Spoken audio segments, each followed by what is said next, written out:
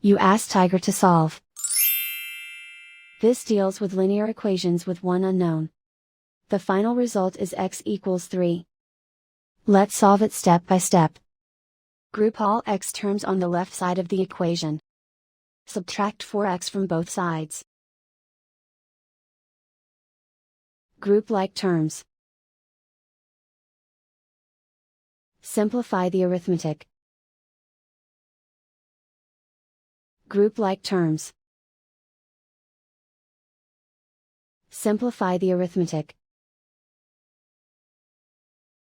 Group all constants on the right side of the equation.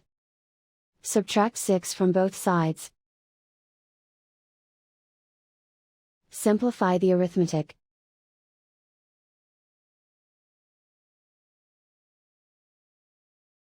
And so the final result is x equals 3.